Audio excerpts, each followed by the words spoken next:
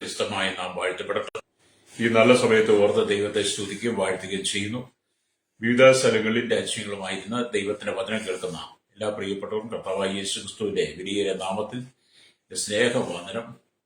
അല്പസമയത്തെ ദൈവത്തിന്റെ ചിന്തയ്ക്കായി ഒരു ദൈവത്തിന്റെ ഭാഗം വായിക്കുന്നു. മത്തായി എഴുതിയ സുവിശേഷം 17-ാം അധ്യായം 17-ാമത്തെ വാക്യം. അതിന് യേശു, അവിശ്വാസവും കോട്ടവുമുള്ള തലമുറയെ എത്രത്തോളം ഞാൻ നിങ്ങളോട് കൂടെ ഇരിക്കും, എത്രത്തോളം നിങ്ങളെ സഹിക്കും, അവനെ എന്റെ അടുക്കൽ കൊണ്ടുവരും എന്ന് ഉത്തരം പറഞ്ഞു.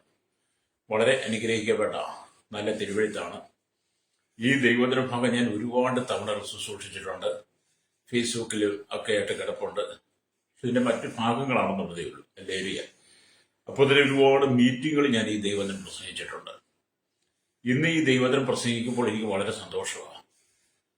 കാരണം ഞാൻ പറഞ്ഞു വരാം. അല്ലേരിയ സ്തോത്രം. ഇവിടെ ചന്ദ്രരോഗം പിടിച്ച ഒരു മകന്റെ പിതാവ് അല്ലേരിയ യേശുവിന്റെ ശിഷ്യന്മാരിലേക്ക് വരിക. പ്രൈസലോ. ഈ പിതാവിന്റെ ആവശ്യം നാളുകളായി തന്റെ മകൻ ഒരു വലിയ പോരാട്ടത്തിൽ കഴിയുകയാണ്. അല്ലെ, തന്റെ മകന്റെ മേൽ വ്യാപരിക്കുന്ന ആ പോരാട്ടത്തിൽ നിന്ന് ഒരു വിടുതൽ ലഭിക്കും എന്നുള്ള വിശ്വാസത്തോടെയാണ് ഈ പിതാവ് ഈ മകനെ കണ്ട് യേശുവിന്റെ ശിഷ്യന്മാരുടെ അടുക്കൽ വന്നത്. അല്ലേരിയ. അവന് പിശാചിനാൽ ബാധിക്കപ്പെട്ട ചതുർരോഗമാണ്, ഒരു ബാധയാണ്. അതവനെ പലപ്പോഴും അല്ലെങ്കിൽ തീയിലും പലപ്പോഴും വെള്ളത്തിലും വീണ് വല്ലാത്ത കഷ്ടത്തിലായി അവൻ വളരെ ഭാരപ്പെടുന്നുണ്ട് ഈ കുട്ടി. അല്ലേരിയ. അപ്പൊ അതിനെ ഒന്ന് ശ്വാസിച്ച് ആ കുട്ടി ഒന്ന് സ്വതന്ത്രമാക്കി എടുക്കുവാൻ വേണ്ടിയാണ് ഈ പിതാവ് യേശുവിന്റെ ശിഷ്യന്മാരുടെ അരികിൽ ഈ കുട്ടിയെ കൊണ്ട് വരുന്നത്. എന്റെ ദൈവവചനം വായിക്കുമ്പോൾ കാണുന്നത് മത്തായി 17-ാം അധ്യായം 14 തൊട്ടുള്ള വാക്യങ്ങൾ വായിക്കുമ്പോൾ, അവർ പുരുഷാരത്തിന്റെ അടുക്കൽ വന്നപ്പോൾ ഒരു മനുഷ്യൻ വന്ന് അവന്റെ മുമ്പാകെ മുട്ടുകുത്തി, കർത്താവേ, എന്റെ മകനോട് കരുണയുണ്ടാകണമേ, അവൻ ചന്ദ്രരോഗം പിടിച്ച് പലപ്പോഴും തീയിലും പലപ്പോഴും വെള്ളത്തിലും വീണ് വല്ലാത്ത കഷ്ടത്തിലായി പോകുന്നു. ഞാൻ അവനെ നിന്റെ ശിഷ്യന്മാരുടെ അടുക്കൽ കൊണ്ടുവന്നു, എന്നാൽ സൗഖ്യം വരുത്തുവാൻ അവർക്ക് കഴിഞ്ഞില്ല എന്ന് പറഞ്ഞ് ഈ പിതാവ് യേശുവോട് പറയാം. കാരണം ശിഷ്യന്മാരുടെ ഇരിക്കി കൊണ്ടുവന്നിട്ട് അവർക്കത് കഴിഞ്ഞില്ല. മുകൾ വാക്യങ്ങളൊക്കെ വായിച്ചാൽ കാണാൻ കഴിയും. അങ്ങനെയാണ് ഈ പിതാവ് യേശുവിന്റെ അരികിൽ കൊണ്ടുവരുന്നത്. അപ്പൊ യേശുവിനോട് ഈ വിവരം പറഞ്ഞു കഴിഞ്ഞപ്പോൾ യേശു തന്റെ മുമ്പിൽ കേൾക്കുന്ന തന്നോടൊപ്പമുള്ള ശിഷ്യന്മാരെ നോക്കി പറഞ്ഞതാണ്, അതിന് യേശു, അവിശ്വാസവും കോട്ടമുള്ള തലമുറയെ എത്രത്തോളം ഞാൻ നിങ്ങളോട് കൂടെ ഇരിക്കും. ഈ കാലഘട്ടത്തിൽ രോഗശാന്തി, ഭൂതശാന്തി, വീര്യപ്രവർത്തികളുടെ വരം ഒക്കെ ചെയ്യുന്നവരെ നോക്കിയിട്ട് കർത്താവ് പറയുന്ന ഭാഗമാണ് അവിശ്വാസം കോട്ടമുള്ള തലമുറയെന്ന് വിളിക്കുന്നത്. ലേലിയ. നിങ്ങൾക്കറിയാം, എനിക്കും അറിയാം. കാരണം അനവധി മീറ്റിങ്ങുകൾ നമ്മൾ നടത്താറുണ്ട്. യോഗങ്ങൾ ലക്ഷക്കണക്കിന് രൂപ മുടക്കി മീറ്റിങ്ങുകൾ നടത്തുന്നു. പല സഭകളിലും ശക്തമായി മീറ്റിങ്ങുകൾ നടത്താറുണ്ട്. പല ചർച്ചകളും മാസം തോറും ആഴ്ചകൾ തോറും മീറ്റിംഗ് നടത്താറുണ്ട്. ശക്തരായിരിക്കുന്ന പ്രവാചകന്മാരെ നമ്മെ കൃപാവര പ്രാപ്തരെ വിളിക്കാറുണ്ട്. അവരുടെ ശുശ്രൂഷയ്ക്കകത്ത് ഇങ്ങനെയുള്ള രോഗികളെ കൊണ്ടുവരുമ്പോൾ ഇനി ഏത് വിധത്തിലുള്ള ഭൂതം പ്രാപിച്ചവനെ കൊണ്ടുവന്നാലും അവരിലേക്ക് പ്രാർത്ഥിക്കാൻ കൊണ്ടുവിടും. അവർ കുറെ നാളം കൈവച്ച് പ്രാർത്ഥിച്ച് കുറെ നേരം അന്യഭാഷയൊക്കെ പറഞ്ഞ് പ്രാർത്ഥിച്ചാൽ ഈ ഭൂതം പോകത്തില്ല. അപ്പൊ ഈ പാസ്റ്റർ പറയുന്നൊരു വിഷയമുണ്ട്, ഇത് ചില കട്ടി കൂടുതലാണ്, ചില കനം കൂടുതലാണ്, എന്റെ ശക്തി കൂടുതലാണ്, അങ്ങനെയൊന്നും പോകത്തില്ല. ഒരു 3 ദിവസം നിങ്ങൾ ഉപവസിച്ച് പ്രാർത്ഥിക്കണം. വീട്ടിൽ 3 ദിവസം ഉപവാസ പ്രാർത്ഥന നടത്തിക്കുക. കാരണം യേശുവിന്റെ അരിക്കൽ ഈ പിതാവ് ഈ മകനെ കൊണ്ട് വന്നപ്പോൾ ശിഷ്യന്മാർക്ക് സൗഖ്യമാക്കാൻ കഴിയാതെ വന്നതുപോലെ ഇന്നത്തെ പല കൃപാവര ശുശ്രൂഷകർക്കും തങ്ങളുടെ അരികിൽ വരുന്ന ഈ രോഗിയെ സൗഖ്യമാക്കാൻ കഴിയുന്നില്ല. അല്ലെങ്കിൽ അവരെന്നെ സമയപരിധി വെച്ചിട്ട് പറഞ്ഞത് അങ്ങനെ പോകത്തില്ല, 3 ദിവസം കൊണ്ടേ ഉള്ളൂ. യേശു അങ്ങനെ പറയുന്നില്ല. അങ്ങനെ ഉള്ള ഇന്നത്തെ കാലഘട്ടത്തിലെ ജനത്തെ നോക്കിയിട്ട് യേശു പറയുകയാണ്, അവിശ്വാസവും കോട്ടമുള്ള തലമുറയെ, കൃപാവരക്കാരെ നോക്കി കർത്താവ് വിളിക്കുകയാണ്, അവിശ്വാസവും കോട്ടമുള്ള തലമുറയെ എത്രത്തോളം ഞാൻ നിങ്ങളോട് കൂടെ ഇരിക്കും. പ്രൈസലോ. നിങ്ങൾ ശരിയല്ലേ? ചിന്തിച്ചു നോക്കിയാണ്. ഞാൻ ഒരുപാട് മീറ്റിങ്ങുകൾ പങ്കെടുത്തിട്ട് ഇങ്ങനെ പറയുന്ന ഒരുപാട് അഭിഷക്തന്മാരെ ഞാൻ കണ്ടിട്ടുണ്ട്. ഒരിക്കൽ എന്നോട് ഒരു ദേവദാസൻ പറഞ്ഞു, എന്റെ പാസ്റ്റർ കട്ടി കൂടിയതാണ്, പാസ്റ്റർ നന്നായിട്ട് പ്രാർത്ഥിക്കണം പറഞ്ഞു. എനിക്ക് പ്രാർത്ഥിക്കാൻ മടിയുണ്ടായിട്ടില്ല. എനിക്ക് പ്രാർത്ഥിക്കുന്നത് യാതൊരു വിരോധവും, ഞാൻ അതിനൊക്കെ കൂട്ടു നിൽക്കുകയും പ്രാർത്ഥിക്കുകയും ഒക്കെ ചെയ്ത ഒരാളെ സ്വതന്ത്രമാകുന്നതിൽ എനിക്ക് വളരെ സന്തോഷമുള്ള ആളാണ്. അല്ലേ, ആരും കെട്ടപ്പെട്ട് കിടക്കരുന്ന എന്റെ ആഗ്രഹം. പക്ഷെ നമുക്കത് ചെയ്യുവാൻ കഴിയണം. നമുക്കത് ചെയ്യുവാൻ കഴിയുന്നില്ലെങ്കിൽ നമ്മുടെ ശുശ്രൂഷ എത്ര പരാജയമാണ് ചിന്തിച്ച് നോക്കി. അപ്പൊ ഇവിടെ പറയുന്ന ബാലന്റെ അസുഖം ചന്ദ്രരോഗമായിരുന്നു എന്ന നിലയിൽ ബാലന്റെ അപ്പം പറയുക, പ്രൈസറോ ലേലുയ, എന്നാൽ അത് പിശാച് ബാധയാണെന്ന് യേശു പറയുന്നു. അതാണ് മത്തായി 17-18 വാക്യം വായിക്കുമ്പോൾ കാണുന്നത്. യേശു ഭൂതത്തെ ശാസിച്ചു, അത് അവനെ വിട്ടുപോയി, ബാലന് ആ നാഴികയിൽ മുതൽ സൗഖ്യം വന്നു. അപ്പൊ ഈ ചന്ദ്രരോഗമാണെന്നും പറഞ്ഞു കൊണ്ടുവന്ന ഈ മകന്റെ മേലുള്ളതൊരു ഭൂതമാണ്. ചന്ദ്രരോഗത്തെ അല്ല യേശു ശാസിച്ചത്, അവന്റെ മേലുള്ള ഭൂതത്തെ ശാസിച്ചപ്പോൾ ആ ഭൂതം ആ പൈതലിന്റെ മേലിൽ വിട്ടുപോയി, ആ കുട്ടി സ്വതന്ത്രമായി. ഹല്ലേലൂയ. ഇത് നമ്മൾ മനസ്സിലാക്കുന്ന, നമ്മുടെ അരികിൽ കൊണ്ടുവരുന്ന രോഗി ആരാണോ ആ രോഗിയുടെ മേൽ വ്യാപരിക്കുന്ന ശക്തി ഏതെന്ന് നമുക്ക് തിരിച്ചറിയാൻ കഴിയണം. Price the Lord. നമുക്കത് തിരിച്ചറിയാൻ കഴിയാതെ വരുമ്പോഴാണ് നമ്മുടെ ശുശ്രൂഷകൾ പലതും പരാജയപ്പെടുന്നത്. ഇന്നത്തെ കാലഘട്ടത്തിൽ ഒരുപാട് രോഗശാന്തി ഭൂതശാന്തി ഒക്കെ ഒരുപാട് കരിസ്മാറ്റിക് ഗ്രൂപ്പുകളും മറ്റനവധി ആളുകളും ഒരുപാട് വേർപെട്ട കൂട്ടങ്ങളും ചെയ്യുന്നുണ്ട്. പരോക്ഷമായിട്ട് അവർ കാണിക്കുകയും ചെയ്യുന്നുണ്ട്. യോഗം നടക്കുമ്പോൾ കാലിൽ വയ്യാത്തവരും കൈ വയ്യാത്തവരും മൊഴിയുള്ളവരൊക്കെ വിളിച്ച് അവരെ സാക്ഷ്യം പറയിപ്പിക്കും. ഇതും മറ്റെവിടേക്കോ നടന്ന സംഭവങ്ങളെ അവർ മനസ്സിലാക്കിയിട്ട് അവരുടെ അണികളെ വിട്ട് അവരെ പറഞ്ഞു മയക്കി കൊണ്ടുവന്ന് മുമ്പിലിരുത്തി സമയമാകുമ്പോൾ ഇവരുടെ ശുശ്രൂഷ സൗഖ്യം പ്രാപിച്ചത് ജനത്തിന്റെ മുമ്പിൽ അവതരിപ്പിക്കുന്ന ഒരുപാട് കരിസ്മാറ്റിക് ഗ്രൂപ്പുകളുണ്ട്, അല്ലെങ്കിൽ ഒരുപാട് വേർപെട്ട കൂട്ടങ്ങളുമുണ്ട്. തെളിവ് ഞാൻ പലതും പറഞ്ഞു തരാം. എനിക്കറിയാവുന്ന ചിലരെയൊക്കെ തന്നെ ഞാൻ പറഞ്ഞു തരാം. അല്ലെങ്കിൽ അപ്പൊ നിങ്ങൾക്കത് യഥാർത്ഥം ഞാൻ പിന്നെ അവരെയൊക്കെ പരസ്യമായിട്ട് നമ്മൾ അവഹേളിക്കുന്ന മോശമായത് കൊണ്ടാണ് പറയാത്തത്. നിങ്ങൾ എന്നോട് ചോദിച്ചാൽ അങ്ങനെയുള്ളവരെ പറയും, നിങ്ങൾ വഞ്ചിക്കപ്പെടാതിരിക്കാൻ വേണ്ടിയിട്ടാണ്. അപ്പൊ യേശുവിന്റെ അരിക്കൽ ഈ മനുഷ്യൻ ഈ പിതാവ് ഈ മകനെ കൊണ്ടുവന്നപ്പോൾ യേശുവിന് മനസ്സിലായി ഇവന്റെ മേൽ വ്യാപരിക്കുന്ന ചന്ദ്രരോഗമല്ല, ഇവന്റെ മേൽ ഭൂതമാണെന്ന്. യേശു ആ ഭൂതത്തെ ശാസിച്ചു, ആ ഭൂതം അവനെ വിട്ടുപോയി. ഇന്ന് പകൽ എന്നെ കേൾക്കുന്ന അഭിഷക്തന്മാരെ, എന്നെ കേൾക്കുന്ന ദൈവജനത്തോട് പറയട്ടെ, നിന്റെ കുടുംബത്തിനകത്ത് നിന്റെ മക്കൾക്ക് ഇതുപോലുള്ള രോഗങ്ങൾ വരുമ്പോൾ ആ രോഗം എന്താണെന്ന് തിരിച്ചറിഞ്ഞ് സൗഖ്യമാക്കാൻ കഴിയുന്നവന്റെ അരികൽ മാത്രമേ ഇത് പോകാവുള്ളൂ. മാനുഷികമായ കരങ്ങൾ കൊണ്ടും മാനുഷികമായ ചിന്തകൾ കൊണ്ടും ഒന്നും ആർക്കും രോഗികളെ സൗഖ്യമാക്കാൻ പറ്റത്തില്ല. അടവുകൾ 18 എടുത്താലും ഭൂതം പോകത്തില്ല. ഭൂതം പോകണമെങ്കിൽ കൃപയിൽ നിറഞ്ഞു നിൽക്കണം. കൃപയിൽ നിറഞ്ഞു നിൽക്കുക മാത്രമല്ല, അഭിഷേകത്തിൽ നിറഞ്ഞു നിൽക്കണം. ജീവിത വിശുദ്ധി കാത്തു സൂക്ഷിച്ച് ദൈവത്തോട് ചേർന്ന് പറ്റിയിരിക്കുന്നവന്റെ മേൽ മാത്രമേ അധികാരം കർത്താവ് വഹിക്കത്തുള്ളൂ. അവർക്ക് ഭൂതങ്ങളെ പുറത്താക്കാൻ പറ്റത്തുള്ളൂ. അവർക്ക് വിവേചന ശക്തിയും വിവേചനപരവും ആ മനുഷ്യന്റെ വ്യാപരിക്കുന്ന അന്ധകാരത്തിന്റെ ആത്മാവ് ഏതാണെന്ന് തിരിച്ചറിയുവാനും കഴിയുള്ളൂ. അല്ലാതെ നമ്മളിപ്പം നീ എവിടുന്ന് വന്നു, എങ്ങനെ വന്നു, എപ്പോൾ വന്നു, എവിടെ കയറി, എങ്ങനെ കയറി, നീ എവിടെ, നിന്റെ പേരെന്താ, അങ്ങനൊന്നും അല്ല. യേശു ഇതൊന്നും ചോദിക്കുന്നില്ല. കണ്ടില്ലേ, നമ്മുടെ രീതിയും യേശുവിന്റെ രീതിയും വേറെയാ. നമ്മളും യേശുവായിട്ട് എത്രയോ അകലത്തിലാണ് ശുശ്രൂഷയിൽ നിൽക്കുന്നത് നമ്മൾ തിരിച്ചറിയണം. ഇതുപോലെ ആയിരങ്ങൾ 10,000-കണക്കിന് ജനങ്ങൾ വിവിധ ഭൂത പ്രേത പിശാചികളാൽ ബന്ധിക്കപ്പെട്ട് നമ്മുടെ ചുറ്റിനും സമൂഹത്തിനും സഭയിലും ഇന്നും വിടുതലില്ലാതെ കിടക്കുന്നുണ്ട്. എന്തുകൊണ്ടാണ് അങ്ങനെ സംഭവിക്കുന്നത്? നമുക്കതിനെ പുറത്താക്കുവാനുള്ള അധികാരം ഉണ്ടായിട്ടും നമുക്കത് വിനിയോഗിക്കാൻ കഴിയുന്നില്ല. നമ്മൾ ഈ അധികാരത്തെയൊക്കെ ദുർവിനിയോഗം ചെയ്തു. അപ്പൊ യേശു അതിന്റെ മേലുള്ള ഭൂതത്തെ ശാസിച്ചു, അല്ലെങ്കിൽ ആ കുട്ടി സൗഖ്യം പ്രാപിക്കുക. അപ്പൊ രോഗത്തിന്റെ ലക്ഷണങ്ങൾ കാണിച്ചുകൊണ്ടാണ് അപ്പൻ അങ്ങനെ പറഞ്ഞത്. ഈ അപ്പൻ ഒരു ചന്ദ്രരോഗം എന്ന് പറയാൻ കാരണം ഈ ചന്ദ്രരോഗം വരുന്ന ആളുകളുടെ ലക്ഷണം അതാണ്. അതുകൊണ്ടാണ് ഈ അപ്പൻ അങ്ങനെ പറഞ്ഞത്. അല്ലെങ്കിൽ അത് അപസ്മാരക രോഗം മാത്രമാണ്. അങ്ങനെ ചെയ്യുന്ന ഒരു അപസ്മാര രോഗമാണ്. ചന്ദ്രന്റെ വൃത്തിക്ഷയത്തിനനുസരിച്ച് ആ രോഗം കൂടുകയും കുറയുകയും ചെയ്യുന്നത് പോലെ ചന്ദ്രരോഗം എന്ന് പറയുന്നത്. എന്നാൽ ഇവിടെ പറയുന്നത് ഈ മനുഷ്യൻ, ഈ കുട്ടിക്ക് ചന്ദ്രരോഗമല്ല, ഭൂതബാധയാണ്. അല്ലേരിയ. ചന്ദ്രരോഗം ഭൂതബാധയും കൂടെ നമ്മൾ മനസ്സിലാക്കിയിട്ട് രണ്ടും അതിന്റെ വ്യത്യസ്ത തലങ്ങളിലൂടെ പോയിട്ട് അതിനെ വ്യാപരിക്കുന്ന മനുഷ്യനെ തകർക്കുന്ന പൈശാചിക മണ്ഡലത്തെ, അതിന്റെ സ്വഭാവങ്ങളെ നമ്മൾ തിരിച്ചറിയണം. മനുഷ്യന് സ്വഭാവ വ്യത്യാസം ഉള്ളതുപോലെ ഭൂതത്തിന് സ്വഭാവ വ്യത്യാസമുണ്ട്. അല്ലെങ്കിൽ നിങ്ങൾ ചിന്തിക്കുന്ന ഭൂതത്തിന് സ്വഭാവമില്ല. ഭൂതത്തിന് നല്ല സ്വഭാവമാണ്. പല സ്വഭാവത്തിലും രൂപത്തിലും ഭാവത്തിലും അവൻ വെളിപ്പെടും. അത് മനുഷ്യനിലാണ് വെളിപ്പെടുന്നത്. മനുഷ്യന്റെ ചില രൂപഭാവങ്ങളെ കാണുമ്പോൾ തന്നെ അറിയത്തില്ലേ അവന്റെ മേൽ വ്യാപരിക്കുന്ന ഭൂതത്തിന്റെ സ്വഭാവം എന്താണ്. ഒരു ബോധവുമില്ല, സുബോധമാണ്, ഒന്നുമില്ല, ഞാൻ വളരെ മിടുക്കനാണ്, മിടുക്കുക എന്ന് പറഞ്ഞ് നടക്കുന്ന ആളിന്റെ സ്വഭാവം നോക്കിയാൽ അവരിൽ വ്യാപരിക്കുന്ന ഭൂതത്തെ കാണാൻ കഴിയും.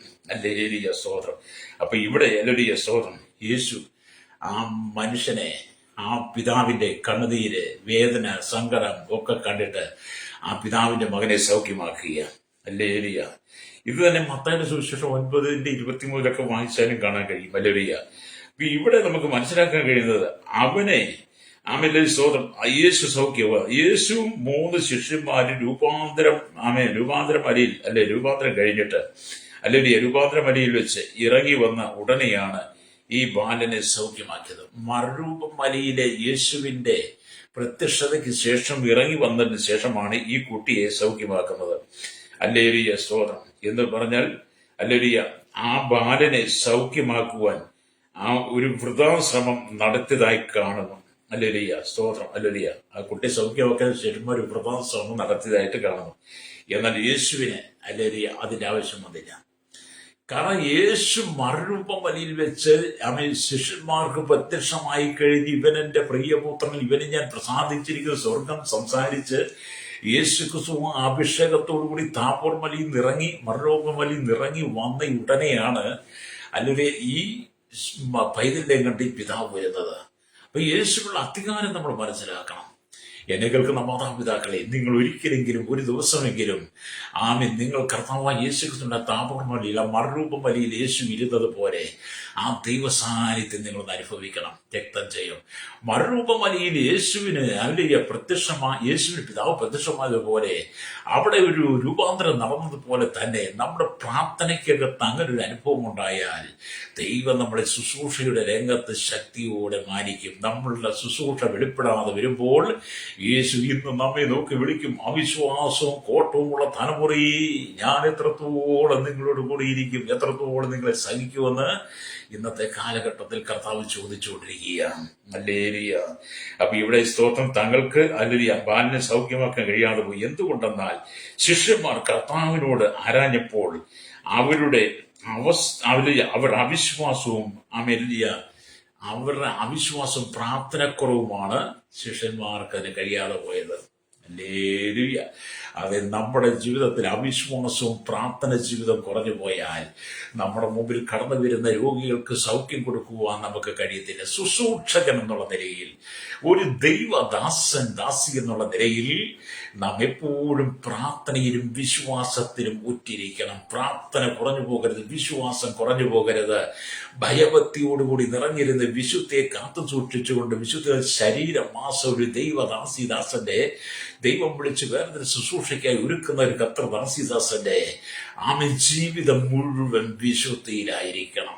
ഹല്ലേലൂയ.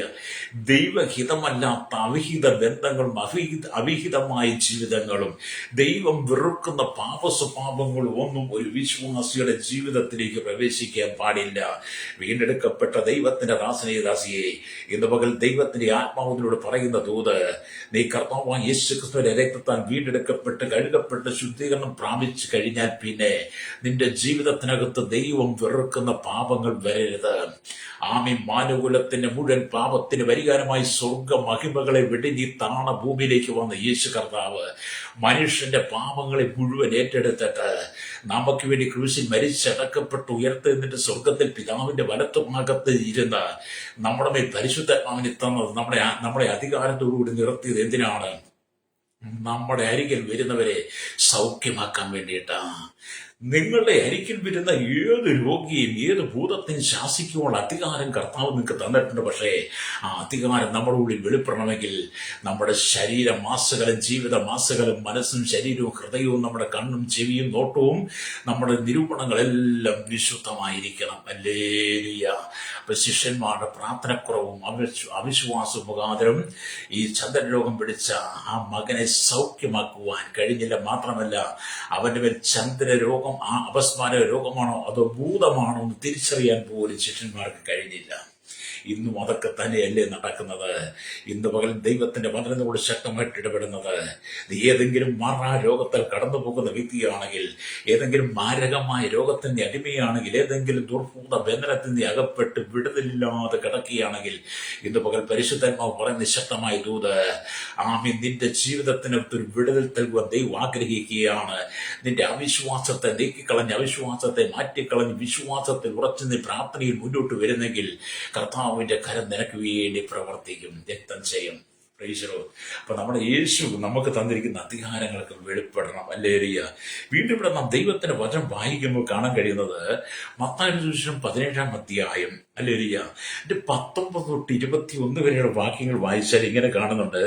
പിന്നെ ശിഷ്യന്മാർ സ്വകാര്യമായി യേശുവിന്റെ അടുക്കൽ വന്ന് ഞങ്ങൾക്ക് അതിനെ പുറത്താക്കി കൂടാഞ്ഞത് എന്തു എന്ന് ചോദിച്ചു. അവൻ അവരോട്, നിങ്ങളുടെ അല്പവിശ്വാസ നിമിത്തമത്രേ. ശിഷ്യന്മാര് അവസാനം ഈ കുട്ടിക്ക് സൗഖ്യം കൊടുത്തു. ഈ അപ്പൻ തന്റെ കുഞ്ഞിനെ സന്തോഷത്തോടു കൂടി പോയി. മനുഷ്യന്റെ മുമ്പ് വലിയൊരു അത്ഭുതം നടന്നു. അപ്പൊ ശിഷ്യന്മാർ സ്വകാര്യമായി യേശുവിന്റെ അരികിൽ വന്നിട്ട് ചോദിക്കുകയാണ്, ഞങ്ങൾക്ക് എന്തുകൊണ്ട് ആ ഭൂതത്തെ പുറത്താക്കി കളഞ്ഞുകൂടാ പറ്റി, അല്ലെ പുറത്താക്കാൻ പറ്റാതെ വന്നു? യേശു പറയാൻ, നിങ്ങളുടെ അല്പവിശ്വാസം മാത്രമാണ് നിങ്ങൾക്കതിന് കഴിയാതെ പോകുന്നത്. എന്നിട്ട് യേശു പറയുകയാണ്, നിങ്ങൾക്ക് കടുകുമണിയോളം വിശ്വാസമുണ്ടെങ്കിൽ, നിങ്ങൾക്ക് കടുകുമണിയോളം വിശ്വാസമുണ്ടെങ്കിൽ ഈ മലയോട് ഇവിടെ നിന്ന് അങ്ങോട്ട് നീങ്ങുക എന്ന് പറഞ്ഞാൽ അത് നീങ്ങും. ഹല്ലേലൂയ. ആമീൻ. നിങ്ങൾക്കൊന്നും അസാധ്യമാകിയില്ല. എങ്കിലും പ്രാർത്ഥനയാലും ഉപവാസത്താലും അല്ലാതെ ഈ ജാതി നീങ്ങിപ്പോകയില്ല. എന്താണ് പ്രാർത്ഥനയാൽ ഉപവാസത്തോടെല്ലാം ജാതി നീങ്ങിപ്പോയില്ല. ഞാൻ നിങ്ങളോടൊരു സംഭവ കഥ പറയാം. എന്റെ ചർച്ചിൽ നടന്നതാണ്. ചില ആളുകൾക്ക് വർഷങ്ങൾക്ക് മുമ്പാ, ഹല്ലേലൂയ, ഞാൻ നിങ്ങളോട് പലപ്പോഴും പറഞ്ഞിട്ടുണ്ടെന്നാണ് എനിക്ക് തോന്നുന്നത്. വീണ്ടും ഞാൻ ഒന്നുകൂടെ ആവർത്തിക്കാം. ഒരിക്കൽ ഞാൻ എൻ്റെ വീട്ടിൽ, ഞങ്ങളുടെ ചർച്ചിനകത്ത് എല്ലാ മാസത്തിൽ സെക്കൻഡ് സാറ്റർഡേയില് ഞങ്ങൾ മീറ്റിംഗ് നടത്താറുണ്ട്. പുറത്തും ദൈവദാസന്മാരെ വിളിക്കുന്നത്. ആ മീറ്റിംഗിലേക്ക് നമ്മുടെ കുന്നംകുളത്തുള്ള അനേക ദൈവദാസിദാസന്മാർ പങ്കെടുക്കാറുണ്ട്. എല്ലാ സഭയിൽ നിന്നും വരാറുണ്ട്. ഇവിടെ സഭയ്ക്ക് ഏത് സഭയിൽ നിന്നും ആൾക്കാർക്ക് ഇവിടെ വരാം. ആരും ആ സഭയിൽ നിന്ന് ഇങ്ങോട്ട് ചേരാൻ പറയത്തില്ല, ഇവിടെ ഇരിക്കാൻ പറ്റില്ല. അവരുടെ സഭയെക്കുറിച്ച് കുറ്റം പറയുക, ദൈവദാസന്മാരെ കുറിച്ച് കുറ്റം പറയുക, വിശ്വാസികളെ കുറ്റം പറഞ്ഞ് അവർ ഒരിക്കലും സഭയിൽ നിന്ന് പിന്തിരിപ്പിക്കുന്ന ശുശ്രൂഷ ഞാൻ ചെയ്യാറില്ല. എനിക്ക് അങ്ങനത്തെ ശുശ്രൂഷയില്ല. ഏതെങ്കിലും ഒരു വിശ്വാസി എന്നോട് പ്രാർത്ഥിക്കാൻ അടുത്ത സഭയിൽ നിന്ന് വന്നാൽ അതിനെ സന്തോഷത്തോട് സ്വീകരിച്ച് ഒന്നിച്ച് പ്രാർത്ഥിച്ചിട്ട്, നിങ്ങൾ നിങ്ങളുടെ സഭ, ഞാൻ എൻ്റെ സഭ, പ്രാർത്ഥനയിൽ നമുക്ക് ഒന്നിക്കാം, പക്ഷേ ആരാധനയിൽ നിങ്ങളുടെ സഭയ്ക്കകത്ത് നിങ്ങൾ ഉണ്ടായിരിക്കണം. അതുകൊണ്ട് എൻ്റെ സഭ, ഞാൻ അതുകൊണ്ട് ആരും കുറ്റം പറയില്ല. അതുകൊണ്ട് എല്ലാവരും എന്നോടൊക്കെ വരുന്ന പ്രാർത്ഥിക്കുമായിരുന്നു. നിങ്ങൾ എന്നോട് ചോദിച്ചൊക്കെ ആരൊക്കെ പറയുന്നത്. അപ്പം അങ്ങനെ ഒരു ദിവസം ഒരു ശനിയാഴ്ച മീറ്റിംഗ് ഹോൾ നിറച്ച് ഒരുപാട് ജനമാ. അങ്ങനെയൊക്കെ ഞാനൊരു ദൈവദാസനെ ശുശ്രൂഷയ്ക്ക് വിളിച്ചിട്ടുണ്ട്. ആ ദൈവദാസൻ വന്ന് ശുശ്രൂഷ ആരംഭിച്ച സമയം കൊടുത്തപ്പോൾ അദ്ദേഹം പറഞ്ഞത്, എൻ്റെ പാസ് ഞാൻ 6 മാസമായിട്ട് ഉറങ്ങിയിട്ടില്ല, 6 മാസമായിട്ട് നന്നായിട്ട് മുന്നോട്ട് പോകാൻ കഴിഞ്ഞിട്ടില്ല, രാത്രിയും പകലും ശുശ്രൂഷ 6 മാസം റണ്ണിങ് തന്നെയാന്ന് പറഞ്ഞു.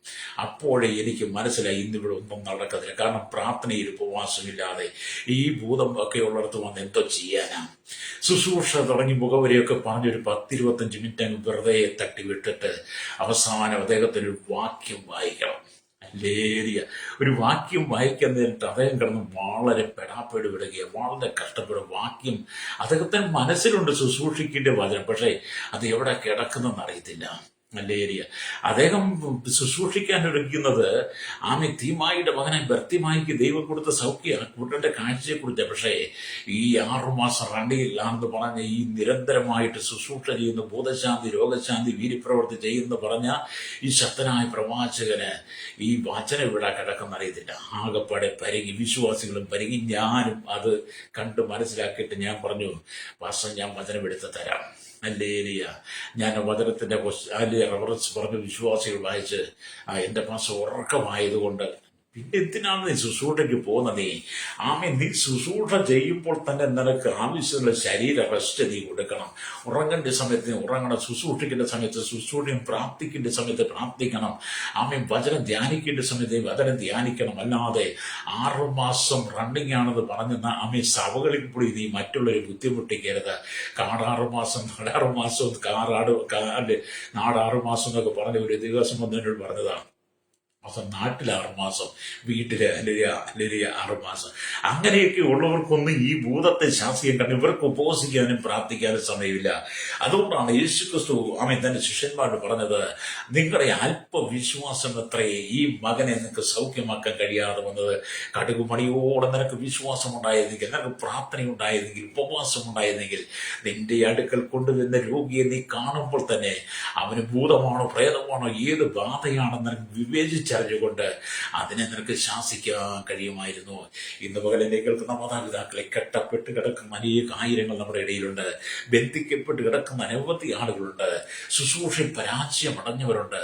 അതുകൊണ്ട് ഇന്ന് പകൽ ദൈവത്തിന്റെ ആത്മാവ് ശക്തമായിട്ട് പറഞ്ഞ്, ഈ കാലഘട്ടം വല്ലാത്തൊരു ദുരനുഭവത്തിലൂടെ കടന്നു പോകുമ്പോൾ ഹല്ലേലൂയ, നമ്മുടെ ശുശ്രൂഷയ്ക്ക് മങ്ങലേൽക്കാതെ, നമ്മുടെ ശുശ്രൂഷയ്ക്ക് കോട്ടമേൽക്കാതെ നമ്മളെ ഏൽപ്പിച്ച ദൗത്യം ചെയ്ത് തീർക്കണം. രക്തം ചെയ്യും. അന്ന് ശിഷ്യന്മാരോടൊപ്പം യേശു ഉണ്ടായിരുന്നു. ഓർത്ത് നോക്കണം കേട്ടോ. അന്ന് ശിഷ്യന്മാർക്ക് കഴിഞ്ഞില്ല. പക്ഷെ യേശു താപർമലയിൽ നിന്ന് ഇറങ്ങി അവിടെ വന്നു. ഇന്ന് നമ്മൾ ചിന്തിക്കേണ്ട കാര്യം, അന്ന് യേശു ഇറങ്ങി വന്നെങ്കിൽ ഇന്ന് നമ്മോടൊപ്പം യേശു അതേ സമയം ആക്ഷരികമായി തന്നെ ഇറങ്ങി വരുവാനില്ല. നമുക്ക് അധികാരം തന്നിട്ട് ദൈവം പിതാവിന്റെ യേശു പിതാവിന്റെ വലത്തുഭാഗത്ത് ഇരുന്ന് നമുക്കൊരു മധ്യസ്ഥാനിക്കുക. അപ്പൊ നമുക്കിത് വിശ്വാസമാണ്. ഹല്ലേലൂയ.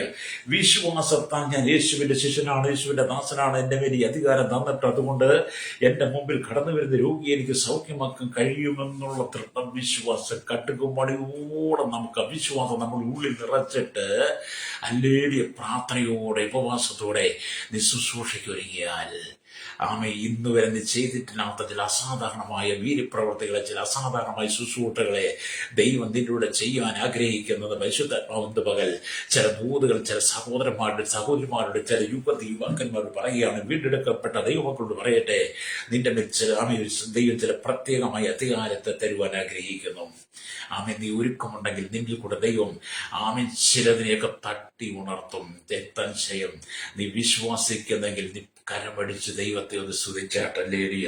അപ്പൊ നമുക്ക് അധികാരം ആവശ്യമാണ്. അപ്പൊ അതുകൊണ്ടാണ് കർത്താവ് ഈ അധികാരമെല്ലാം നമുക്ക് തന്നിട്ടുണ്ട്. ലൂക്കോസിന്റെ സുവിശേഷത്തിലേക്ക് വരുമ്പോൾ നമുക്ക് ഈ അധികാരത്തെ തന്നത് നമുക്ക് കാണാൻ കഴിയും. അല്ലേരിയ. ലൂക്കോസ് സുവിശേഷം 10-ാം അധ്യായം 19-ാമത്തെ വാക്യം വായിക്കുമ്പോൾ കാണുന്നുണ്ട്, പാമ്പുകളിൽ തേളുകളിൽ ശത്രുവിന്റെ സകല ബലത്തെ ചവിട്ടുവാൻ ഞാൻ നിങ്ങൾക്ക് അധികാരം തരുന്നു. എന്തിനാണ്? പാമ്പുകളിൽ തേളുകളിൽ ശത്രുവിന്റെ സകല ബലത്തെ ചവിട്ടുവാൻ ഞാൻ നിങ്ങൾക്ക് അധികാരം തരുന്നു. ഇത് തന്നത് കർത്താവാ. എന്നിട്ട് കർത്താവ് പറയാണ്, അധികാരം തരുന്നു. അല്ലേലിയ. ഒന്നും നിങ്ങൾക്കൊരു ദോഷവും വരുത്തുകയില്ല. അല്ലേലിയ. പാമ്പുകളിൽ തേളുകളിൽ ശത്രുവിൽ സകല ബലത്തിൽ ചവിട്ടുവാൻ അധികാരം തന്ന ഈ ഭൂമിയിൽ ലോകമെമ്പാടും ശുശ്രൂഷയ്ക്ക് വേണ്ടി ദൈവം നമ്മെ അയച്ച് നമ്മളെ ശുശ്രൂഷ ചെയ്യുമ്പോൾ കർത്താവ് പറയാണ്, ആ ശുശ്രൂഷ ചെയ്യുമ്പോൾ ഒന്നും നിനക്കൊരു ദോഷവും വരുത്തുകയില്ലെന്നാണ്. ഒന്നും നിങ്ങൾക്കൊരു ദോഷം വരുത്തുകയില്ല. പക്ഷെ നിങ്ങൾ കേട്ടിട്ടുണ്ടായിരിക്കും ഹല്ലേലൂയ, പലപ്പോഴും നിങ്ങൾ ശുശ്രൂഷ കഴിഞ്ഞിട്ട് നിങ്ങൾ പലപ്പോഴും പല ദൈവദാസിദാസന്മാരെ സംസാരിക്കുമ്പോൾ അന്നത്തെ ശുശ്രൂഷ കഴിഞ്ഞ് വളരെ ക്ഷീണമായിരുന്നു പറയുന്നത് കേട്ടില്ലേ? കോട്ടയത്ത് ഒരു ദൈവദാസന്റെ ശുശ്രൂഷ കണ്ടില്ലേ? കോട്ടയത്ത് ഒരു ദൈവദാസൻ ശുശ്രൂഷ കഴിഞ്ഞ് വീട്ടിൽ വന്നു കഴിഞ്ഞാൽ പിന്നെ ഭാര്യ മസാജ് ചെയ്ത് കൊടുക്കണം.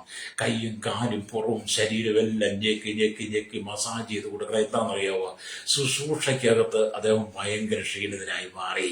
അല്ലേലും ഇവിടെ കർത്താവ് പറയാണ്, നീ രോഗിയെ സൗഖ്യമാക്കിയാലും ഭൂതത്തെ സൗഖ്യമാക്കിയാലും വീര്യപ്രവർത്തികൾ ചെയ്താലും അസാധാരണമായ വീര്യപ്രവർത്തികളൊക്കെ നീ ചെയ്താലും നിനക്കൊന്നും ദോഷം വരുത്തുകയില്ല. ശൗലിന്റെ കാലഘട്ടത്തിൽ സഭയിൽ വലിയ പീഡ വർദ്ധിച്ചപ്പോൾ നല്ലൊരു ശിഷ്യന്മാരടക്കം വല്ലതും ചെറിപ്പോയി. പീലിപ്പോസ് അങ്ങനെ ചെറിപ്പോയി കൂടുതൽ ശബരിയപട്ടണത്തിൽ ചെന്നു. പീലിപ്പോസ് സുവിശേഷം പ്രസംഗിച്ചു. അത്ഭുതങ്ങളും അടയാളങ്ങളും വീര്യപ്രവർത്തികളും നടന്നു. പക്ഷപാതക്കാരും ഉടനൊരു സൗഖ്യം പ്രാപിച്ച് ഭൂതങ്ങൾ വിട്ടുപോയി. തിരിച്ച് പീലിപ്പോസ് വീട്ടിൽ വന്നപ്പം പീലിപ്പോസിനെ ആരും മസാജ് ചെയ്തിട്ടില്ല. ഹല്ലേലൂയ. പീലിപ്പോസിനെ ആരും മസാജ് ചെയ്തില്ല. കാരണം അവന് ശുശ്രൂഷയ്ക്കകത്തൊന്നും സംഭവിക്കുകയില്ലെന്ന് യേശു പറഞ്ഞില്ല. കാരണം പീലിപ്പോസിന് വീട്ടിൽ 4 പ്രാർത്ഥിക്കുന്ന പ്രവാചികമാരായിരിക്കുന്ന മക്കളുണ്ട്. അപ്പന്റെ ശുശ്രൂഷയ്ക്കകത്ത് ദൈവസാന്നിധ്യം വിളപ്പെടാൻ വേണ്ടി മക്കൾ പ്രാർത്ഥിച്ചുകൊണ്ടിരുന്നു. ഹല്ലേലൂയ. അതുകൊണ്ട് ഇന്ന് പകൽ എന്നെ കേൾക്കുന്ന പ്രിയ സോദാവേ, നിന്റെ ശുശ്രൂഷയ്ക്കകത്ത് നിനക്കൊന്നും ദോഷം വരുത്തിയില്ലെന്ന് കർത്താവ് പറഞ്ഞെങ്കിൽ നീ പിന്നെ ശുശ്രൂഷ കഴിഞ്ഞ് നീ അടപടലും വീഴരുത്. ഞാൻ കഴിഞ്ഞ ആഴ്ചയിൽ അല്ലെങ്കിൽ തിരുവല്ലയിൽ കൺവെൻഷന് പോയപ്പോൾ ഞാനും ചില ദൈവദാസന്മാരുമായിട്ട് ശുശ്രൂഷയിൽ അവരുടെ കാര്യങ്ങളെക്കുറിച്ച് പറഞ്ഞു. അപ്പോൾ അവരെന്നെ കണ്ടപ്പോൾ എൻ്റെ അരികിലേക്ക് വന്നു, സോഷ്യൽ മീഡിയയിലുള്ള പരിചയത്തിൽ കൂടെ വന്നു. അപ്പം ഞങ്ങൾ ചില കാര്യങ്ങൾ ഒരുപാട് സമയം സംസാരിച്ചു കഴിഞ്ഞപ്പോൾ ഈ ദൈവദാസൻ എന്നോട് പറയുക, എൻ്റെ പാസ്റ്റേ, ഞാൻ മഹാരാഷ്ട്രയിൽ ശുശ്രൂഷയ്ക്ക് പോയി ഞാൻ വീട്ടിൽ വന്നത് എനിക്ക് ഓർമ്മയുള്ളൂ. ഒരാഴ്ച ഞാൻ കിടക്കയിൽ എഴുന്നേറ്റിട്ടില്ല. അപ്പം എനിക്കൊരു സംശയം. ഞാൻ ചോദിച്ചു, അത് എന്തുകൊണ്ടാണ് അങ്ങനെ സംഭവിച്ചത് പാസ്റ്ററെ? അദ്ദേഹം കുറെ കാര്യാദികൾ പറഞ്ഞിട്ട് പാസ്റ്ററെ പോയിടത്ത് ഒരുപാട് പ്രശ്നമായിരുന്നു, പ്രതിസന്ധികളായിരുന്നു. ഞാൻ ഉപദ്രവം വല്ലതും കിട്ടിയോ, അടിവല്ലം കിട്ടിയോ? അതൊന്നും അല്ല, ശുശ്രൂഷയ്ക്കകത്ത് ഒരുപാട് പോരാട്ടം, ചിലതൊക്കെ സൗഖ്യം പ്രാപിച്ച് ഞാൻ ക്ഷീണിതനായി പോയി. അപ്പം ഞാൻ ഈ വചനം പറഞ്ഞു, പാമ്പുകളെ, എത്തുകളിൽ, ശത്രുവിനെ സകല ബലത്തിൽ ചവിട്ടുവാൻ അധികാരം കർത്താവ് നിങ്ങൾക്ക് അതിലൊന്നും നിങ്ങൾക്ക് ദോഷം വരുത്തി കർത്താവ് പറഞ്ഞില്ലേ? പിന്നെ എന്തുകൊണ്ടാണ് നിങ്ങൾക്ക് സംഭവിച്ചത് ഞാൻ ചോദിച്ചപ്പോൾ അദ്ദേഹത്തിന് സംസാരിക്കാൻ പറ്റത്തില്ല. നമ്മൾ അങ്ങനെ പറയരുത്. നമ്മളെ ഒരു ശുശ്രൂഷ ദൈവം ഏൽപ്പിക്കുന്നത്, ദൗത്യം ഏൽപ്പിക്കുന്നത്, നമ്മൾ ആ ശുശ്രൂഷ ചെയ്തിട്ട് പിന്നെ വന്ന് നമുക്ക് ശുശ്രൂഷ ചെയ്തുകൊണ്ട് അടി കിട്ടി എന്ന് പറഞ്ഞിരിക്കുന്ന അനുഭൂതി ദൈവഭക്തന്മാർ ഇന്ന് സമൂഹത്തിലുണ്ട്. പക്ഷെ ഇവിടെ യേശു എന്താണെന്ന് പറയുന്നത്, ഒന്നും നിങ്ങൾക്കൊരു ദോഷം വരുത്തുകയില്ല. ലേഡിയ, ഞാൻ എൻ്റെ എനിക്ക് പ്രാർത്ഥിക്കാൻ വരുന്ന വ്യക്തികൾക്ക് അത് ഏത് ഭൂതം പിടിച്ചതായാലും, ഏത് പിശാച് പിടിച്ചാലും, ഏത് പ്രേതം കയറിയതാണെന്ന് പറഞ്ഞ് ഞാൻ എൻ്റെ അരിക്കൽ എന്നെ കണ്ട് പ്രാർത്ഥിക്കാൻ വരുന്ന, അല്ലെങ്കിൽ ഞാൻ ചെയ്യുന്ന മീറ്റിങ്ങിനകത്ത് എൻ്റെ ചർച്ചിൽ വരുന്നവർക്ക് ഞാൻ അവർക്ക് വേണ്ടി പ്രാർത്ഥിക്കുമ്പോൾ നിശ്ചയമായിട്ട് ഞാൻ അവരുടെ തലയെ കൈവച്ച് തന്നെ പ്രാർത്ഥിക്കും. ലേലിയ, അങ്ങനെ ഞാൻ പലരെയും കൈവച്ച് പ്രാർത്ഥിച്ചപ്പോൾ എന്നോട് ഇരിക്കൊരു ശക്തനായി ദൈവദാസൻ പറഞ്ഞു, എൻ്റെ പാസ്റ്റർ വരുന്നവരുടെ എല്ലാം തലയിൽ കൈവെക്കരുത്. ഞാൻ ചോദിച്ചത് അതെന്തുകൊണ്ടാണ്? അവരെന്ത് രോഗികളാണ്, എന്ത് അസ്വസ്ഥതകളാണ്, ഏത് പ്രേതമാണ് അവരുടെ ഉള്ളിലുള്ളത് നമുക്ക് അറിയത്തില്ല. ചേർത്ത് നമുക്ക് പ്രതികൂലമാകും. ഞാൻ പറഞ്ഞു, എനിക്കൊന്നും പ്രതികൂലമാകത്തില്ല. കാരണം അവരെ എൻ്റെ അരികിൽ അയച്ചത് കർത്താവ്, അവരെയുടെ എൻ്റെ അരികിലേക്ക് വരാൻ പറഞ്ഞ കർത്താവ്. അവർക്കൊരു വിടുതലുണ്ടെന്ന് അവർ വിശ്വസിച്ചുകൊണ്ട് എൻ്റെ അരികിൽ വന്നത്. അതുകൊണ്ട് എൻ്റെ അരികിൽ വരുന്ന വിശ്വാസിയുടെ തലയിൽ കൈവെക്കരുതെന്ന് നിങ്ങൾ പറയുന്നുണ്ടെങ്കിൽ ആ ഒരു വിശ്വാസം എനിക്കില്ല. എനിക്ക് കർത്താവ് ചില അധികാരം തന്നിട്ടുണ്ട്. അതുകൊണ്ട് ഞാൻ അവരുടെ മേൽ കൈവെക്കും. അതുകൊണ്ട് അവരെക്കുറിച്ചൊരു മുൻവിധി ഇല്ലാതെ ഞാൻ പ്രാർത്ഥിക്കുന്നുണ്ട്. പല വിടുതലുകളും എൻ്റെ കണ്ണാൽ എനിക്ക് കാണാൻ കഴിഞ്ഞിട്ടുണ്ട്. ഇന്ന് വരെ ശുശ്രൂഷ ചെയ്തിട്ട് ഒരിക്കൽ പോലും അടി കിട്ടി, ക്ഷീണം കിട്ടി, ക്ഷീണിതനായെന്ന് പറഞ്ഞ് ഞാൻ ഒരിക്കൽ പോലും ഒരു ദിവസം പോലും കിടന്നിട്ടില്ല. കഴിഞ്ഞ 25 വർഷമായി ഞാൻ സുവിശേഷം വരെ നിൽക്കുന്ന പല ശുശ്രൂഷകൾ ചെയ്തിട്ടും ഒരു ദിവസം പോലും ശുശ്രൂഷയിൽ ക്ഷീണിതനാണെന്ന് പറഞ്ഞ് കിടന്നിട്ടില്ല. എന്തുകൊണ്ട്? കർത്താവ് പറഞ്ഞു, ഒന്നും നിങ്ങൾക്കൊരു ദോഷവും വരുത്തുകയില്ല. ഒന്നും കർത്താവ് ദോഷം വരുത്തുകയില്ല. അത് നമുക്ക് ഉറപ്പുണ്ടായിരിക്കണം. നമ്മുടെ ശുശ്രൂഷയെക്കുറിച്ച് ധൈര്യം ഉണ്ടായിരിക്കണം. നമ്മുടെ ശുശ്രൂഷയെക്കുറിച്ച് നമുക്ക് ഒരു മനോഭാവം ഉണ്ടായിരിക്കണം. നമ്മുടെ ശുശ്രൂഷ മനത്തട്ടിടം ഉണ്ടായിരിക്കണം. നമുക്ക് ഈ ശുശ്രൂഷ ചെയ്യുവാൻ കഴിയുമെന്ന് ഉറപ്പുണ്ടായിരിക്കണം. അത് ഞാൻ പറയുമ്പോൾ ഒന്നുകൂടെ പറയട്ടെ, നമുക്ക് ചുറ്റും ആയിരക്കണക്കിന് ജനങ്ങൾ വിവിധ കെട്ടപ്പെട്ട് കിടക്കുന്നുണ്ട്, ബന്ധിക്കപ്പെട്ട് കിടക്കുന്നുണ്ട്.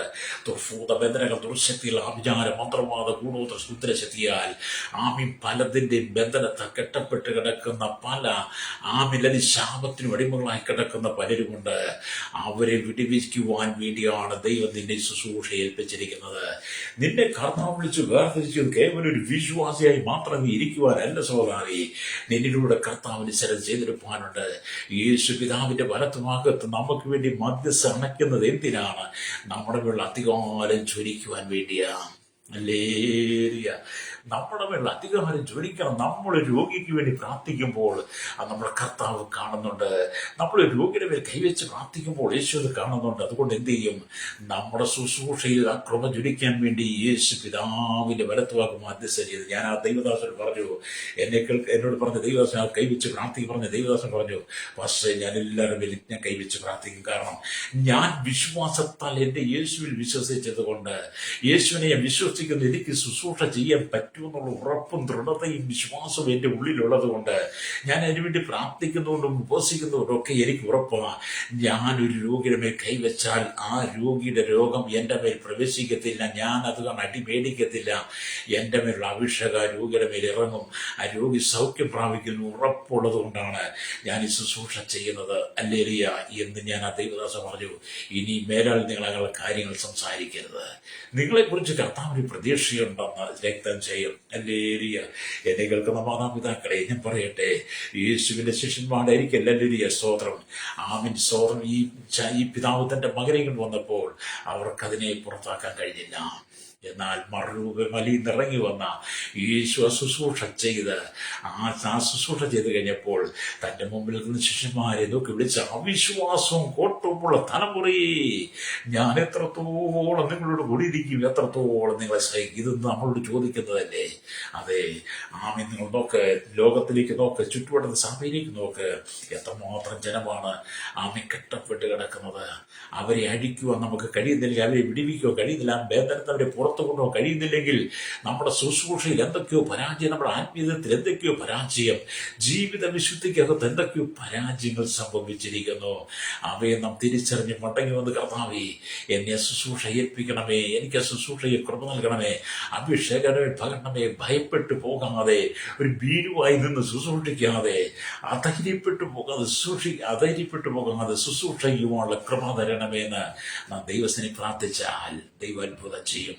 നമുക്കറിയാം, മദ്യത്തിനടിമയായി, മയക്കുമരുന്നടിമയായി, ദുർസേവകൾക്കും ദുർമന്ത്രവാദം, ദേശത്തിന്റെ പൂരുകൾക്കും ദേശത്തിന്റെ ശക്തികൾക്കും വരത്തുപോക്ക് ശക്തികൾക്കും ബന്ധിക്കപ്പെട്ട് കിടക്കുന്ന വിചാരം, അത് കൂടോത്രത്തിൽ തകർന്നു കിടക്കുന്ന, വിവിധ പാപത്തിൽ ബന്ധിക്കപ്പെട്ട് കിടക്കുന്ന, രോഗത്തിൽ ബന്ധിക്കപ്പെട്ട അനേകർ നമ്മുടെ ചുറ്റിലുമുണ്ട്. അവർക്കൊരാശ്വാസം കൊടുക്കുവാൻ നമുക്ക് കഴിയണം, അവർക്കൊരു വിടുതൽ കൊടുക്കുവാൻ കഴിയണം. അവർക്ക് വേണ്ടി പ്രാർത്ഥിക്കുമ്പോൾ ദൈവം നമ്മുടെ മേൽ പകർന്ന അഭിഷേകം അവർ മരുന്ന് വ്യാപരിക്കുവാണ്ടേയാകുന്ന രക്തക്ഷയം.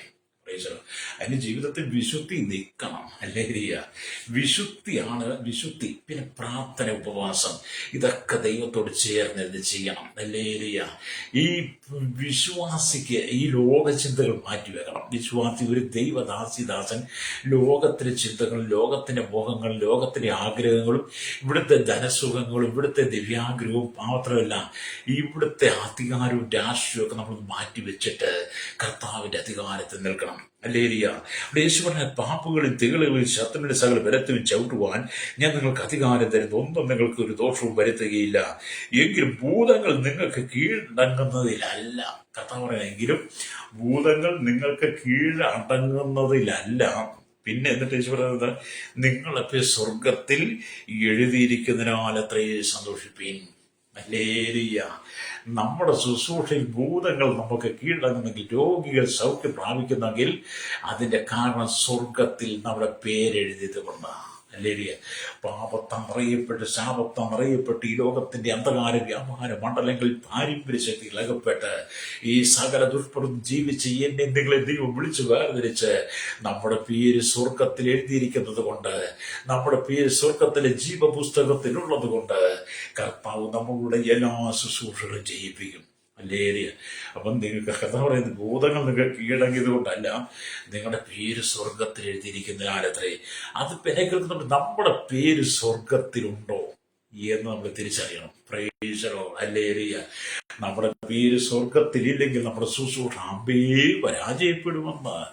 അല്ലേരിയ അതുകൊണ്ടാണ് വെളിപ്പാട് പുസ്തകം 20-ാം അധ്യായം 15-ാമത്തെ വാക്യമൊക്കെ വായിക്കുമ്പോൾ കാണുന്നുണ്ട്, ജീവപുസ്തകത്തിൽ പേരെഴുതി കാണാത്ത ഏവരെയും തീപ്പൊയ്യെ തള്ളിയിടും.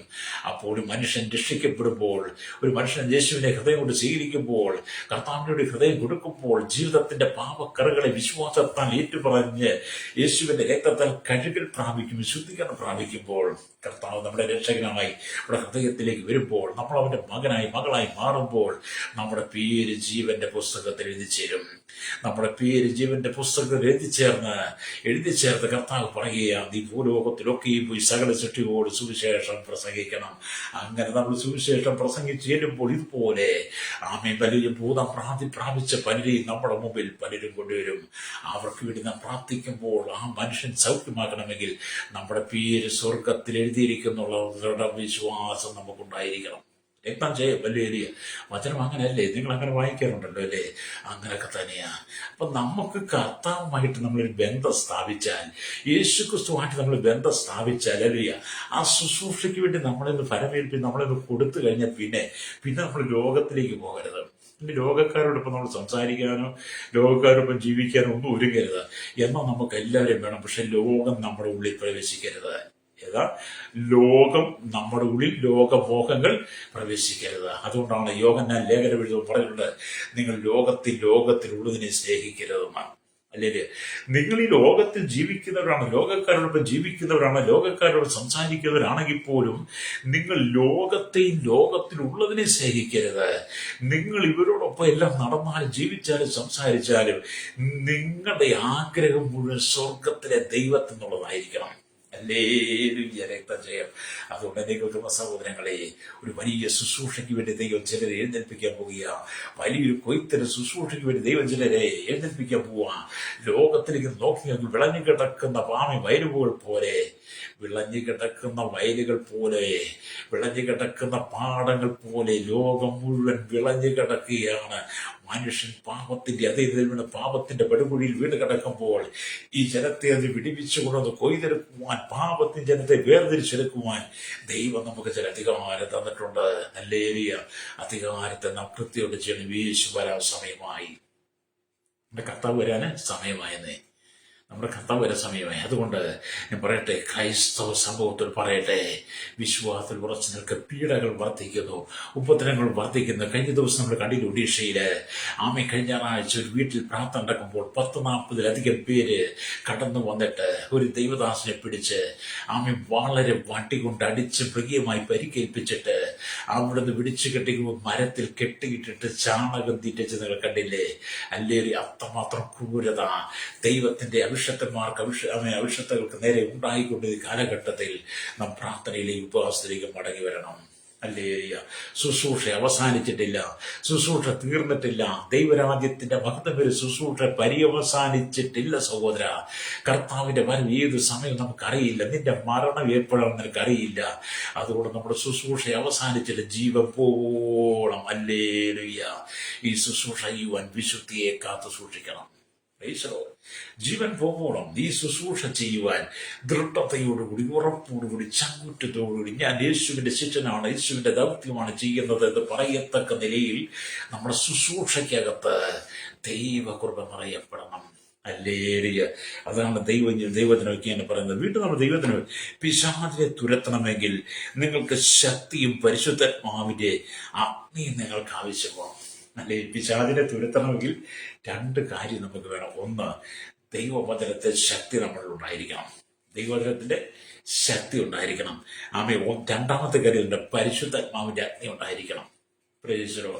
ഈ ദൈവവചനത്തിന്റെ ശക്തി, അല്ലെങ്കിൽ പരിശുദ്ധാത്മാവിന്റെ ശക്തി, അതുപോലെ ആത്മാവിന്റെ തീ, ഇത് രണ്ടും നമ്മുടെ ഉള്ളിലുണ്ടെങ്കിൽ, ഒന്ന് ശക്തി, ദൈവശക്തി, 2 പരിശുദ്ധാത്മാവിന്റെ തീയും നിന്റെ ഉള്ളിലുണ്ടെങ്കിൽ നിനക്ക് അധികാരത്തോടുകൂടി കൽപ്പിക്കുവാൻ കഴിയും. പിശാചോടി പോകും. ഹല്ലേലൂയ. നീ അധികാരത്തോടുകൂടി സാത്താനെ ശാസിക്കുമ്പോൾ ആ സാത്താനെ മനുഷ്യന് ഓടിപ്പോൾ പിശാച് ബാധിച്ചു വരുന്ന, രോഗം ബാധിച്ചു വരുന്ന വ്യക്തി സൗഖ്യം പ്രാപിപ്പാടിയാകണം.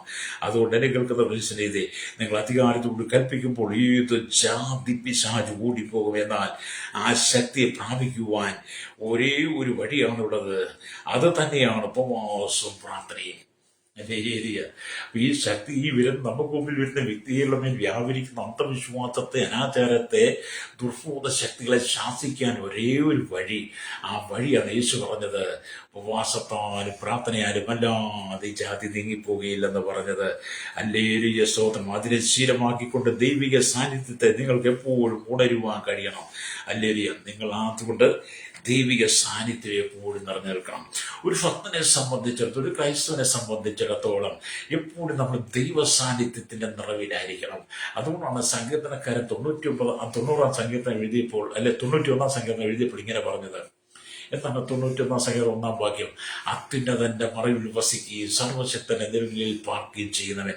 അതേ, ഒരു വിശ്വാസി എന്ന് പറഞ്ഞ, ക്രൈസ്തവൻ എന്ന് പറഞ്ഞ 24 മണിക്കൂറും അത്യുന്നതന്റെ മറവിൽ വസിക്കുകയും സർവശക്തന്റെ നിഴലിൽ പാർക്കുകയും ചെയ്യുന്നവനായിരിക്കണം.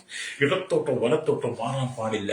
ഒരു പക്ഷേ നിങ്ങൾ ജോലി ചെയ്യുന്ന മേഖല, നിങ്ങൾ കടന്നു പോകുന്ന മേഖല, നിങ്ങൾ ഏത് മേഖലയിലാണ് നിങ്ങളുടെ ജീവിത സാഹചര്യങ്ങളെ കൊണ്ടുപോകുന്നോ ആ സാഹചര്യങ്ങളിലെല്ലാം നിങ്ങൾ അത്യുന്നതന്റെ മറവിലും സർവശക്തന്റെ നിഴലിലുമായിരിക്കണം. അവിടെ നിങ്ങൾ ഇടത്തോട്ടോ വലത്തോട്ടോ മാറരുത്. ഹല്ലേലൂയ. അങ്ങനെ നമ്മുടെ ശുശ്രൂഷ നമുക്ക് തികയ്ക്കുവാൻ കഴിയണം. ഹല്ലേലൂയ. അതുകൊണ്ട് എന്നെ കേൾക്കുന്ന സ്നേഹിതയെ, അകത്തെ മനുഷ്യൻ ഹല്ലേലൂയ ഉന്നതമായ ബലം പ്രാപിക്കണം. നമ്മുടെ അകത്തെ മനുഷ്യൻ ശക്തമായി ബലം പ്രാപിക്കണം. അതുകൊണ്ടാണ് യേശു നിയോഗമൊക്കെ കൊടുക്കുന്ന സമയത്ത് അപ്പോസ്തല പ്രവൃത്തി 1:8 എന്താണ് പറഞ്ഞത്? എന്നാൽ പരിശുദ്ധാത്മാവ് നിങ്ങളുടെ മേൽ വന്നിട്ട് നിങ്ങൾ യെരൂശലേമിലും യഹൂദയിലും എല്ലായിടത്തും ശമര്യയിലും ഭൂമിയുടെ അറ്റത്തോടുകൂടെ എന്റെ സാക്ഷികളായി തീരുമെന്ന് യേശു നമുക്ക് തരുന്ന കൽപ്പനയുണ്ട്. അതുകൊണ്ട് നിങ്ങളുടെ അകത്തെ മനുഷ്യൻ ആ ഉയരത്തിനുള്ള ശക്തി പ്രാപിച്ച് ബലപ്പെടണം. രക്തം ചെയ്യും. അതിനും പ്രാർത്ഥനയും ഉപവാസവും ആവശ്യമാണ്. അല്ലേ? അതിനും എന്താണ് പ്രാർത്ഥന ഉപവാസം ആവശ്യമാണ്. ഉപവാസവും പ്രാർത്ഥനയില്ലാതെ ഇതൊന്നും നടക്കുകയില്ല. പ്രാർത്ഥനയാലും ഉപവാസത്താലും അല്ലാതെ ഈ ജാതി മാറിപ്പോകുകയില്ല. അല്ലേ? കിടന്ന് ചാടിയത് കൊണ്ടോ, കിടന്ന് തുള്ളിയത് കൊണ്ടോ, ഓടിയത് കൊണ്ടോ, ചവിട്ടിയത് കൊണ്ടോ, കർമ്മക്കുറ്റിക്കെട്ട് അടിച്ചതൊന്നും പിശാച് പോകത്തില്ല.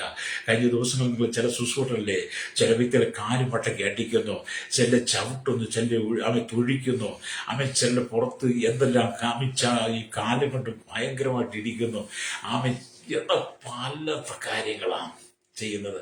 പക്ഷെ ഒന്നും സൗഖ്യമാകുന്നില്ല. എന്തുകൊണ്ടാണ്? അകത്ത് ദൈവമില്ല. അകത്ത് മനുഷ്യൻ ബലപ്പെടാതെ പുറമേയുള്ള ജാട കാണിച്ച രോഗി സൗഖ്യം പ്രാപിക്കത്തില്ല. നമ്മുടെ പുറമേയുള്ള ജാട കൊണ്ട് ഭൂതം തൊട്ട് ഓടിപ്പോകത്തുമില്ല. ഹല്ലേലൂയ.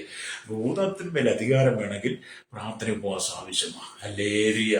യേശുവിന്റെ കൂടെ ഉണ്ടായിരുന്ന ശിഷ്യന്മാർക്ക് അത് കഴിഞ്ഞില്ല എന്ന് പറയുമ്പോൾ ഞാൻ നിങ്ങൾ ഈ കാലഘട്ടത്തിൽ എത്ര സൂക്ഷ്മതയോടുകൂടി നമ്മുടെ ശുശ്രൂഷ ചെയ്യണം, അതാണ് നമ്മൾ ചിന്തിക്കേണ്ടത്. ഹല്ലേലൂയ. ആ ശുശ്രൂഷ ചെയ്യുന്നവൻ ലോകത്തെ മോഹിക്കരുതെന്ന്. Praise the lord. ലോകത്തിലുള്ളതിനെ മോഹിക്കരുതെന്ന്, ജഡത്തിൽ ജീവിക്കരുത്, ആത്മാവിൽ ജീവിക്കണം. രക്തം ചെയ്യും. ഹല്ലേലൂയ. അത് കാലം ഇനി അധികമില്ല കേട്ടോ. അതുകൊണ്ട് ദൈവത്തിന്റെ വചനം പറയുകയാണ്, ഞാൻ നിന്റെ ദേശത്തിലെ ഉന്നതങ്ങളിൽ വാഹനം ഏറ്റി ഓടിക്കുമാറാക്കുകയും നിന്റെ പിതാവിന്റെ അവകാശം കൊണ്ട് നിന്നെ പോഷിപ്പിക്കുകയും ചെയ്യും. യഹോവയുടെ വാക്കല്ലോ ഉപഹാമി പറയുന്നതെന്ന് അവൻ യെശയ്യാ പ്രവാചകൻ 58:14 വായിക്കുന്നുണ്ട്. ദാനിയേലിനെ കുറിച്ച് പറയുമ്പോൾ ദാനിയേൽ ഉപവസിച്ച് പ്രാർത്ഥിച്ചപ്പോൾ ദൈവദൂതൻ മനുഷ്യരൂപത്തിൽ ഇറങ്ങി വന്ന് അവനെ തൊട്ടു എന്ന് ദാനിയേൽ പ്രവാചകൻ 10:18 കാണുന്നുണ്ട്. ആ സന്ദർഭത്തിൽ ദാനിയേലിന്റെ വിശ്വാസം എത്രമാത്രം വർദ്ധിച്ചിരിക്കും. വേദപണ്ഡിതനായ യെശയ്യാവും ഉപവസിച്ച് പ്രാർത്ഥിച്ച് യെരൂശലേമിന്റെ മതിലുകൾക്ക് പണിയപ്പെടണം, ദേവാലയം പണിയണം, ജനങ്ങളെ പൂർണ്ണമായി ബാബിലോണിൽ പ്രവാസത്തിൽ തിരിച്ചു കൊണ്ടുവരണം, ദേശത്തിന്റെ പാപങ്ങൾക്ക് നീക്കിക്കളയണം. അതിനുവേണ്ടി എന്ത് ചെയ്തു? എസ്രയും നെഹമ്യാവൊക്കെ ശക്തന്മാരായിരിക്കുന്ന പ്രാർത്ഥന വീരന്മാരും കൂടെ ആയിരുന്നു. ദാനിയേല്, എസ്ര, നെഹമ്യാവൊക്കെ ശക്തമായ പ്രാർത്ഥന വീരന്മാരായിരുന്നു. കാരണം പ്രവാസത്തിൽ കിടക്കുന്ന ജനം, അടിമത്തത്തിൽ കിടന്ന ജനം, ദ്രോഹം അനുഭവിക്കുന്ന ജനം, അവരെ അത് വിടിവിച്ചു കൊണ്ടുവരാൻ വേണ്ടി നമുക്ക് മുമ്പേ കടന്നുപോയ ഭക്തന്മാരെല്ലാം പ്രാർത്ഥിക്കുന്നവരായിരുന്നു. അവർ ദൈവത്തെ സ്തുതിക്കുന്നവരെ, വിശുദ്ധി കാത്തു സൂക്ഷിക്കുന്നവരായിരുന്നു. അതുകൊണ്ട് ദേശത്തിന്റെ പാപങ്ങൾ കർത്താവ് നീക്കുവാൻ വേണ്ടി നമ്മൾ ശക്തിയോടെ ഉപവസിച്ച് പ്രാർത്ഥിക്കണം. തീവ്രവാദികൾ പെരുകുന്നു, ഭീകരവാദികൾ പെരുകുന്നു, വർഗീയവാദികൾ പെരുകുന്നു. ജനാധിപത്യം നഷ്ടപ്പെട്ടു, മതേതരത്വം നഷ്ടപ്പെട്ടു. ഇവിടെ ഏകാധിപത്യം വ്യാപിച്ചുകൊണ്ട് ലോകം മുഴുവൻ ഏകാധിപതികളെ പോലെ പലരും എഴുതിയിട്ടുകൊണ്ടിരിക്കുമ്പോൾ അതിൻ്റെ ദൈവാധിപത്യം വെളിപ്പെടണമെങ്കിൽ എന്നെ കേൾക്കുന്ന ശ്രോതാവേ, നമ്മുടെ ആകത്തെ മനുഷ്യൻ ബലപ്പെടണം. നമ്മൾ ഉപവാസത്തോട് പ്രാർത്ഥനയോടുകൂടി ദൈവത്തിനെ കാത്തിരിക്കുന്നെങ്കിൽ ദേശത്തിന്റെ വ്യാപരിക്കുന്ന അന്ധകാര ശക്തികളെ തുരത്തി ഓടിക്കുവാൻ നമുക്ക് കഴിയും. രക്തം ചെയ്യും. Price the Lord. ഞാൻ പറഞ്ഞു വന്നത്, ഈ ചന്ദ്രരോഗം പിടിച്ച മകൻ, അല്ലെങ്കിൽ അപ്പന്റെ ചിന്ത എന്താ? എന്റെ മകന് ചന്ദ്രരോഗമാണ്. അവന്റെ രോഗം കൂടുമ്പോൾ അവൻ ചന്ദ്രന്റെ പ്രത്യക്ഷമായി വരച്ച ആ രോഗത്തിന് കൂടുതൽ കുറവ് ചെയ്യുമ്പോൾ അത് കണ്ടിട്ടാണ് ആ അപ്പൻ പറഞ്ഞത് എന്റെ മകന് ചന്ദ്രരോഗമാണ്. പക്ഷെ യേശു പറഞ്ഞു ചന്ദ്രരോഗം അവന് ഭൂതമാണ്. യേശു ഭൂതത്തെ ശാസിച്ചു. ഇന്ന് പകൽ എന്നെ കേൾക്കുന്ന ശ്രോതാവേ, നീ പല ഭൂതത്തെ ശാസിക്കണം. എന്നെ കേൾക്കുന്ന സൗര ദൈവം നിന്റെ ശുശ്രൂഷയ്ക്ക് വേണ്ടി വിളിച്ച് വേർതിരിച്ച് ഈ ഭൂമിയിലാക്കി നീ ചില ഭൂതത്തെ ശാസിക്കുവാനുള്ള അധികാരം ദൈവത്തിന്റെ പകൽ നിനക്ക് വേണ്ടി കൈമാറുക. കണ്ണുകളടച്ചാട്ട് ഒന്നിച്ച് പ്രാർത്ഥിക്കാം. ആകയാൽ നിങ്ങൾ ദൈവത്തിന് കിടങ്ങുവിൻ, പിശാചുടെ എതിർത്തു എന്നാൽ അവൻ നിങ്ങളെ വിട്ടോടിപ്പോകും. പരിശുദ്ധ ഞങ്ങളുടെ നല്ല ദൈവമേ, സ്വർഗ്ഗീയ പിതാവേ, ഈ വചനം കേട്ടുകൊണ്ട് ലോകമെമ്പാടുള്ള സകല ക്രൈസ്തവ സകല ജനത്തെയും ജാതി മത വർഗ വർണ്ണ വ്യത്യാസം ഉള്ളിട്ടുകൊട്ടാരത്തെ പാർക്കുന്ന എല്ലാ ജനത്തെ, എല്ലാ രാജ്യരാഷ്ട്ര തലങ്ങൾ അധികമായി പ്രാഥമികമായ മറക്കടക്കം എല്ലാ ജനത്തെ എഴുത കരങ്ങളിൽ ഏൽപ്പിക്കുന്ന കർത്താവ്, ഈ ജനത്തിന് മനസാധന കൊടുക്കണമേ. പാപത്തിന്റെ വഴിയിലോട്ട് മടങ്ങി വരുവാൻ കർത്താവ്, ഈ വിവിധ രോഗത്താൽ ബന്ധിക്കപ്പെട്ടിടക്കണം കൂടാനുകൂടി ഞങ്ങളുടെ മുമ്പിലുണ്ട്. അവരിന്ന് വിടിവിച്ച് സ്വതന്ത്രമായി കെട്ടപ്പെട്ട് കിടക്കുന്ന ജനത്തെ വിടിവിക്കുവാൻ ഒരു അധികമാരം ഇന്ന് പകൽ ജനത്തിൽ കൊടുക്കണമേ. പ്രാർത്ഥനയാൽ ഉപവാസത്താലും ദൈവത്തിനെ ചേർന്ന് ശുശ്രൂഷ ഏറ്റെടുക്കുവാൻ ഈ ദിവസങ്ങൾ കർത്താവേ ഒരു കൂട്ടം ജനത്തെ ഒരുക്കണമേ. കണ്ണുനീരിൽ കടന്നുപോകുന്ന, ബന്ധിക്കപ്പെട്ട് കടന്നു കെട്ടപ്പെട്ട് അനേക കുടുംബങ്ങൾ ഞങ്ങളുടെ ഇടയിലുണ്ട്. മാരകമായ രോഗത്താൽ ഭാരപ്പെടുന്നുണ്ട്. അവരെയൊക്കെ കർത്താവ് സ്വാമി വിടുവിക്കുക, അതിന് സ്വന്തമാക്കി സ്വസ്ഥമാക്കി എടുക്കുവാൻ കർത്താവ് ഒരു കൂട്ടം ജനത്തെ യുവദൈവക്കന്മാർ എഴുന്നേൽപ്പിക്കണമേ. ഒരു തലമുറ എഴുന്നേൽപ്പ്, ഒരു അന്ത്യകാല ഉടലിനായി മഹത്വ ശുശ്രൂഷയ്ക്ക് വേണ്ടി ഇന്ന് പകൽ കർത്താവിന്റെ കരങ്ങളിൽ എത്തിച്ച് പ്രാർത്ഥിക്കുന്ന സകല മഹത്വം എടുക്കണം.